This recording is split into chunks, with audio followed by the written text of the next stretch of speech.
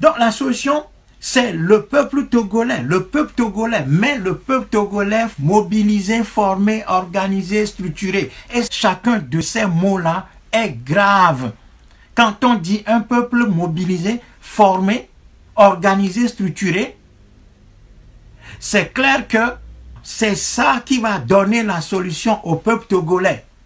Donc voilà pourquoi, comme ce travail-là n'est pas fait, Agbeome Kodjo a crié désespérément dans le vide. Agbeome Kodjo et Kodjo crient dans le vide. Ils sont étonnés de la réaction du peuple togolais. Mais ils ne doivent pas être surpris, ils ne devraient pas être étonnés. Parce qu'on n'a pas travaillé, parce que ces gens-là ont passé leur temps à aller chercher des alliances politiques entre appareils politiques qui perdent de l'énergie à nos peuples, qui prescrivent de fausses solutions.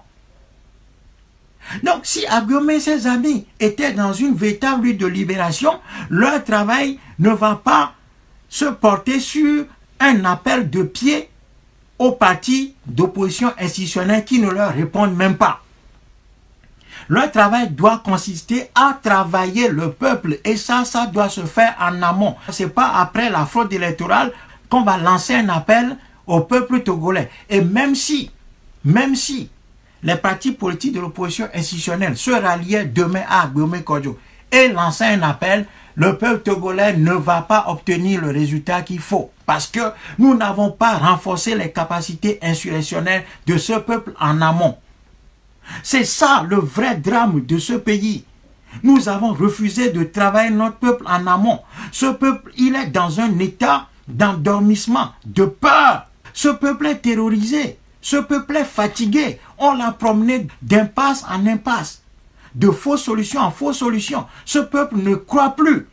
Donc il faut redynamiser ce peuple-là. Il faut qu'il y ait un nouveau mouvement patriote, armé de toutes les leçons de l'histoire pour aller former ce peuple-là, le structurer, l'organiser à la base, les paysans, les étudiants, les corps de métier, les émigrants et tout ça. Il faut travailler tous ces corps-là, les organiser. Et quand on dit organisation, c'est un mot grave. J'entends beaucoup de mes compatriotes africains et togolais qui disent toujours organisation, organisation. C'est pas de la blague. Quand on prononce ces mots-là, ces mots sont d'une gravité extrême. Et l'organisation, elle a un contenu. Il y a un fond. Donc il y a un travail à faire. C'est ce discours-là qu'il faut entendre et comprendre aujourd'hui. Et se rapprocher de ce discours-là pour essayer de comprendre ce que c'est que l'organisation, la structuration, la planification stratégique, le renforcement des capacités insurrectionnelles d'un peuple. Comment est-ce qu'on sort un peuple de son état d'endormissement, de peur, à un niveau d'action décisive? Tout ça, c'est un travail scientifique. C'est pas de la blague. Et quand on dit ça, les gens sont toujours restés sur leur idée première qui est une idée fausse de l'unité de l'opposition. Non, nous disons encore une fois que l'idée de l'opposition institutionnelle est une fausse solution. Parce que ces gens-là n'ont pas une ligne cohérente, ils n'ont pas une ligne qui est adaptée au système en place. Donc il faut s'en écarter et construire un véritable mouvement de libération nationale à partir de la base. Parce que l'arme unique d'un combat de libération, ce sont les masses populaires. C'est ça l'arme. Nous n'en avons pas d'autre. Ce n'est pas aller de capitale en capitale, d'aller manifester devant les ambassades ou bien aller dire qu'on veut médiation de ceci ou cela, miser sur l'ambassadeur des États-Unis ou bien miser sur des alliances de faux partis politiques d'opposition institutionnelle prescrivant de fausses solutions depuis leur naissance, depuis 30 ans dans ce pays. Quelle est la solution? La solution, c'est un travail à la base, à la base, à la base, à la base. C'est un travail dans les masses populaires. C'est pour ça que ce régime est en train de faire tout et tout pour faire en sorte que cette idée-là soit découragée, de réprimer de manière massive, pour faire peur, pour dire que personne ne peut se lever contre lui, oubliant que la loi de l'histoire, que rien ne peut déjouer, c'est que les peuples finissent toujours par prendre le dessus. C'est ça la réalité de l'histoire. C'est à ce travail-là que le Moltra appelle.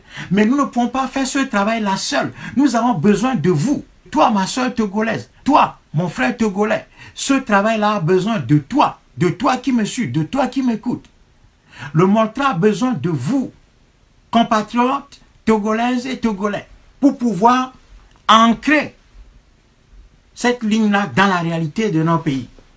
Et aujourd'hui, tout montre que c'est la clé. C'est la seule clé dont nous disposons. Nous n'en avons pas d'autre.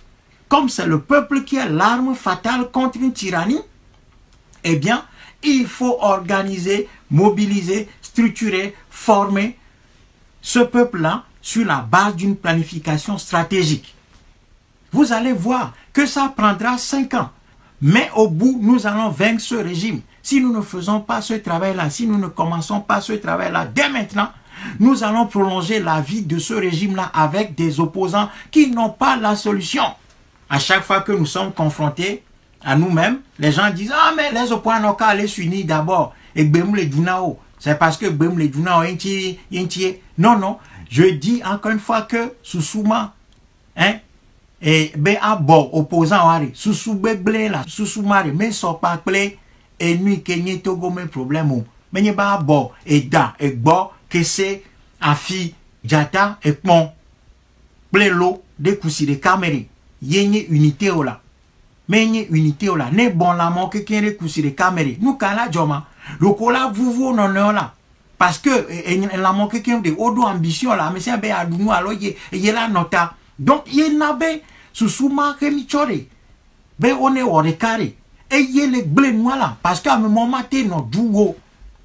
Il y a des gars, à un moment, si à travers le phare, code 1, code 2, et Nuka, CST, Nuka, Arc-en-Ciel, C14, Plétomori, et Djekoya, no. Et ça, l'histoire nous l'a déjà prouvé dans ce pays. Donc, il faut sortir de cette idée d'unité des opposants institutionnels. Le travail, c'est la clarification dans les idées. Et la seule idée que prescrit le contexte togolais, le contexte africain, c'est la constitution d'un véritable mouvement de libération nationale. Et ça passe par le travail au corps des masses populaires. Les Togolais, ce que nous avons en face de nous là, c'est pas de la blague. Ce que nous avons en face de nous, c'est pas de la blague. Donc pour le moment, tout ce qu'on fait là, pour le moment, nous n'avons pas encore commencé la véritable lutte de libération. Parce que ce qui est devant nous, nous allons encore voir ce type d'image, ce type de situation. Mais ça va être la fin ça. C'est-à-dire qu'on va payer le prix une fois pour de bon, et puis on va s'affranchir et nos enfants vont reconstruire ce pays-là. Tous les peuples que nous voyons aujourd'hui s'affirmer sur la scène internationale ont fait ça. C'est ça que tous les peuples ont fait. C'est pour ça que nos oppositions en Afrique nous trompent en nous ancrant dans des fausses solutions d'élection, de dialogue, de cohabitation et de toutes ces choses-là. C'est faux. C'est faux. Ces gens-là nous perdent du temps. Ils sont en train de détruire notre peuple. Ils sont en train de court-circuiter l'énergie populaire.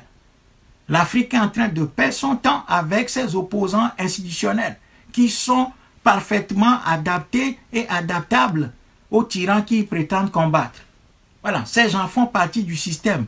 Ces gens sont l'élite coloniale. Donc il faut s'en affranchir pour construire un véritable mouvement populaire de libération nationale. C'est ça le travail qui nous attend. C'est tout. Donc si les Africains, si les Togolais se battent entre partisans de ANC contre partisans du MPDD, contre partisans du CAR, contre partisans de PNP, contre partisans de ceci, vous faites un faux combat. Vous rendez service au système. Il faut sortir de ça. Notre devoir aujourd'hui, c'est de construire un véritable mouvement populaire. Et ce mouvement populaire, c'est auprès de nos paysans, auprès des étudiants, auprès des commerçants, auprès des émigrants, auprès des taximens, auprès des vendeuses et revendeuses de machins, des trucs comme ça. C'est là qu'on doit faire le travail d'organisation. Il faut que la jeunesse togolaise reprenne la situation en main, que cette jeunesse crée un véritable mouvement patriotique de libération, en dehors de toute considération partisane, en dehors de tous les partis politiques qui nous amusent, qui nous perdent du temps, qui amusent la galerie, et qui, en définitive, si on doit leur trouver des circonstances atténuantes, on fait ce qu'ils ont estimé légitime de faire. Voilà, il faut les laisser de côté. Ils ont fait ce qu'ils ont pu, ils ont fait ce qu'ils ont estimé être nécessaire pour le pays. On les remercie. Ben maintenant, il faut que une nouvelle génération émerge qui mettent le patriotisme comme la clé, comme le cœur de l'analyse politique, à partir d'une réinterprétation du régime, de ce qui est ce régime, effectivement à partir de son acte de naissance qu'il ne faut jamais oublier. Et ce n'est pour rien que nous disons toujours le RPT. Si les gens pensent que c'est parce que nous ignorons que le RPT est devenu entre-temps uni en faisant un changement de son acte de naissance, c'est-à-dire qu'ils ont fait du duplicata, tout simplement parce qu'ils voulaient gommer le RPT dans la tête des gens, parce que ça aussi, ça fait partie de la guerre psychologique que ce régime nous mène. Donc ils vont essayer de gommer le RPT dans les têtes. Non, le Moltra utilise le terme RPT pour montrer que ce régime, c'est le régime RPT. C'est-à-dire que c'est le même régime depuis 1963. Ces jeunes qui arrivent, les Trimia, les Bawara et quelques autres jeunes qui arrivent sont encore plus dangereux, sont encore plus méchants que ceux qui remplacent, sont plus dangereux que ceux qu'ils ont remplacés. Les Kofi Panou, les Gbenyom et autres là, les Djidjok Benakle. Ces gens sont encore plus dangereux, plus pernicieux, plus méchants que leurs prédécesseurs. C'est le même système, c'est les mêmes personnes, c'est le même raisonnement, c'est la même logique politique. Ce sont les mêmes pratiques, avec un perfectionnement d'ailleurs de l'outil de la corruption, de la répression. Donc, nous devons adapter notre réponse à cette réalité-là. Et c'est cette réalité-là qui dicte la ligne à tenir. Et nous, encore une fois, nous sommes disposés à travailler avec tous les Togolais qui sont disposés à embrasser cette ligne-là. Voilà, nous n'avons pas besoin, encore une fois, de construire des petites chapelles un peu partout. Nous avons besoin maintenant d'identifier une ligne dans nos rangs et de ramener du monde autour de cette ligne-là. Donc, il faut renforcer cette ligne-là parce que c'est cette ligne qui est adaptée aux problèmes que nous avons. L'histoire le prouve. L'histoire n'a pas indiqué d'autres voies au peuple dominé, au peuple martyrisé, au peuple colonisé, en dehors de la construction d'un véritable mouvement de libération nationale. C'est tout. Si nous continuons à penser qu'il faut faire des élections, il faut attendre les élections, et les gens disent, il faut utiliser l'élection comme un prétexte et tout ça, ça c'est faux. C'est un raisonnement qui ne tient pas. Les occasions pour se soulever contre ce pouvoir existent de manière quotidienne. Voilà, nous n'avons pas besoin d'attendre une quelconque élection. Nous devons nous détacher du calendrier et de l'agenda du régime et de son opposition. Construire notre propre stratégie, nos propres instruments, indépendamment du calendrier du régime, et travailler sur ces éléments, préparer la bataille finale. Et cette bataille finale, elle va avoir lieu. C'est un rendez-vous que l'histoire a toujours donné à tous les peuples. À moins que notre peuple ait choisi la voie de la mort définitive. Ce qui ne sera pas le cas et ce qui ne va jamais être le cas. Ces gens considèrent le pays comme un abattoir. Parce qu'ils disent régulièrement, si quelqu'un ose, il va aller à l'abattoir. Ça veut dire que ces gens-là considèrent le pays comme un abattoir où on abat les animaux. Et qui sont les animaux? Ce sont les Togolais. Ces gens-là considèrent les Togolais comme des animaux. Parce que quand les Togolais revendiquent leurs droits, leurs richesses et tout, et pour que le pays soit dirigé autrement, ces gens-là disent qu'on envoie les enfants des autres à l'abattoir. Ça veut dire que ces gens sont des bouchers qui considèrent le pays comme un abattoir. Si quelqu'un ose les contester, ils vont l'abattre. Donc un régime comme ça, on ne peut pas le combattre avec des armes classiques.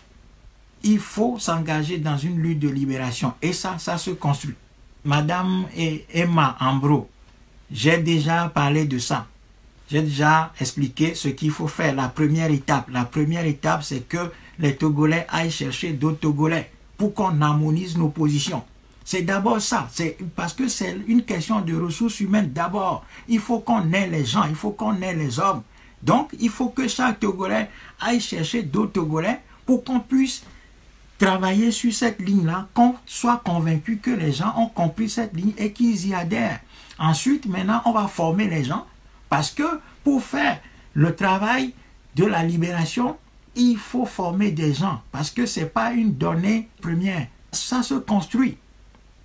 Donc, première des choses, trouver d'autres Togolais autour de nous pour qu'on ne soit pas isolés, pour qu'on ne soit pas seul. Il faut d'abord qu'on ait quelques personnes autour de nos personnes, dans nos quartiers, dans nos villages, dans nos villes, dans le pays, dans la préfecture, etc., pour qu'on constitue des îlots révolutionnaires. Et puis, Le reste va suivre. J'ai développé tout ça. Donc vous avez le temps de retourner en arrière. Donc il ne faut pas attendre aussi que les gens vous donnent toujours la solution. Il faut aussi que vous-même vous ayez la capacité d'aller chercher. Parce que chaque fois des gens viennent dire, qu'est-ce que vous proposez? Qu'est-ce qu'on doit faire? Qu'est-ce qu'on doit faire? Non, nous ne sommes pas un gourou. Nous sommes en train de dire ce que l'histoire a enseigné au peuple. C'est tout. Je ne vais pas éternellement répondre aux gens qui disent qu'est-ce que vous proposez, qu'est-ce qu'on doit faire. Non, ça là, c'est ça que les Togolais ont fait depuis des années, en voulant que quelqu'un leur dise ce qu'ils doivent faire. C'est ce qu'on a fait jusqu'à présent et on passe à côté de la vraie solution parce qu'on attend que quelqu'un nous propose les choses et nous tienne par la main. Un peuple, il doit grandir. Il doit grandir. Un peuple doit passer de l'enfance à l'âge adulte et il doit chercher lui-même ses solutions. Un peuple ne doit pas rester dans l'enfance éternellement pour attendre qu'on lui montre la voie. C'est ça que nous, Togolais, nous aimons faire. Dès qu'on nous soumet des réflexions critiques, au lieu de réfléchir par nous-mêmes, on demande « Qu'est-ce que tu proposes ?» Ça, c'est la question magique que ça. C'est un constat général que les gens sont dans la facilité. Ils veulent qu'on leur donne tout, qu'on ouvre leur bouche et qu'on mette la nourriture dedans. Et même qu'on aille aux chiottes à leur place. Non! Un peuple doit grandir. Nous avons écrit des milliers de textes qui sont sur Google. Nos vidéos sont sur YouTube. Allez les chercher. Allez écouter vous-même. Ne venez pas m'embêter chaque fois avec ces histoires de qu'est-ce que vous proposez. Ce que nous proposons, nous l'avons dit 1000 fois. Je ne vais pas satisfaire chacun individuellement. C'est ça aussi la formation politique qu'on doit avoir. Avoir le réflexe d'aller chercher nous-mêmes l'information. J'en ai assez de ça. De chaque fois répondre aux gens individuellement dans leur coin. Vous avez votre téléphone en main, vous avez Google, cherchez. Et puis vous allez trouver qu'on a écrit tout ça. Tout a été écrit. Des solutions ont été formulées. J'ai fait des vidéos sur YouTube. J'ai écrit des milliers d'articles depuis des années. Allez chercher. Parce que quand un peuple fonctionne comme ça, en cherchant des solutions faciles, ce peuple est soumis à tous les vents. Tout le monde peut le tromper. Exercez votre mental et votre cerveau. Et à force de chercher des voies toutes tracées, des chemins tout faits, un peuple aboutit à l'enfer. Un peuple, en voulant marcher sur des voies toutes tracées, bien balisées, finit en enfer. Et c'est ce qui nous arrive. Parce que nous refusons d'écouter et de chercher par nous-mêmes, d'exercer la réflexion critique. Nous refusons d'être formés. Donc, nous voulons des solutions faciles. Eh bien, quand un peuple est à la recherche des solutions faciles, des voies faciles, eh bien, il finit en enfer. Et c'est ce qui nous arrive. Donc, apprenons de ça. Apprenons de nos erreurs, de nos fautes, de nos faiblesses. C'est ça qui nous fortifie et c'est ça qui va nous grandir. Et je voulais dire une chose. Lorsqu'un peuple cherche forcément des sauveurs, il ne trouve que des boucs émissaires. Et les Togolais, à force de chercher des sauveurs, sont en train aujourd'hui de se rendre compte qu'ils ne trouvent que des boucs émissaires. Aujourd'hui, nous accusons tout le monde, sauf nous-mêmes. Nous accusons Jean-Pierre Fabre. On a vu partout Jean-Pierre Fabre, le traître, Agbebo, le traître, Minervi, le traître, ceci, le traître, un tel, le traître, Tipi, le traître, Podro, le traître, Agbebo, mais le traître, ainsi de suite. Donc, tout le monde est traître, sauf nous-mêmes. C'est-à-dire que nous, on a tout fait juste. C'est les autres qui ne sont pas capables. Donc, nous, on a tout fait juste. Non. Parce que nous voulons, coûte que coûte, avoir des sauveurs. Et quand on veut, coûte que coûte, avoir des sauveurs, on n'a que des boucs émissaires. Et c'est ça qui est en train de nous arriver aujourd'hui. Nous sommes en train de découvrir qu'à force de nous cacher et de vouloir, coûte que coûte, des sauveurs, on se rend compte que les sauveurs n'existent pas et que ces gens-là, ce sont des hommes, avec leurs faiblesses, leurs contradictions et ainsi de suite. Qu'est-ce qui se passe? Là, on est en train de charger ces hommes-là, que si nous n'avons pas la solution, c'est eux, pas nous. Si on n'a pas la solution, c'est parce que l'ANC a fait ci ou ça. Si on n'a pas la solution, c'est parce que J.K. a fait ci ou ça. Si on n'a pas la solution, c'est parce que nous avons été amusés avec notre propre accord par des gens comme Abbas Kabwa, hein, des gens comme ça. C'est-à-dire que les Togolais veulent toujours des libérateurs, des sauveurs. Donc, on est passé des gens comme Abbas Kabwa. Vous imaginez dans quel rêve on se trouve? C'est-à-dire que quand je vois Abbas Kabwa à la plage dire « Résout moi » et puis que les gens applaudissaient, je me disais, mais d'où vient ce peuple exactement? Quelle formation politique on a? Quand Baskabois venait sur les antennes, insulter fort, dire « résout moi », puis ça amuse les gens, c'est le théâtre. Mais c'est énorme. Alors qu'il suffit d'avoir un peu de formation politique pour savoir qu'à Baskabois, Alain fait ce qu'il a fait. Parce que ces gens-là, ce sont des opportunistes, des arrivistes qui utilisent la naïveté populaire pour bâtir leur échelle.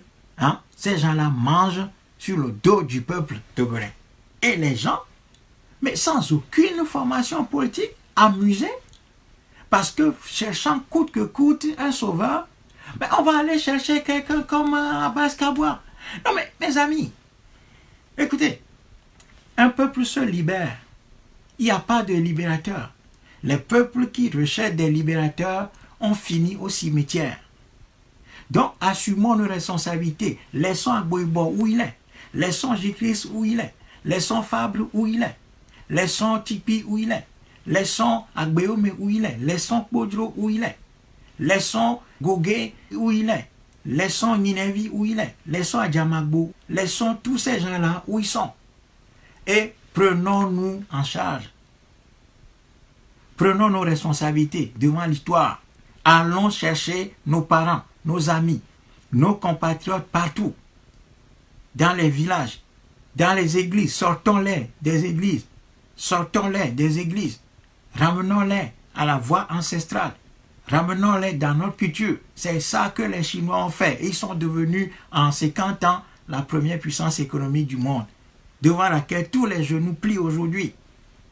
Donc si les Africains ne comprennent pas les lois de l'histoire, nous allons continuer à tourner en rond en faisant des choses qui ne sont pas adaptées à nos problèmes, en allant prier pour dire qu'on lutte contre une fraude électorale.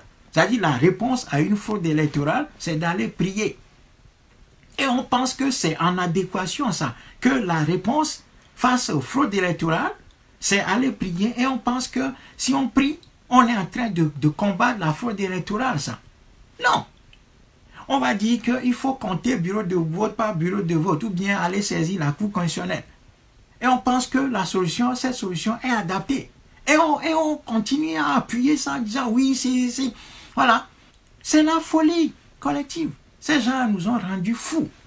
Il faut sortir de cette folie collective pour faire quelque chose de sérieux qui est adapté à ce régime. C'est-à-dire que ce régime est un prolongement de la colonisation pure et simple.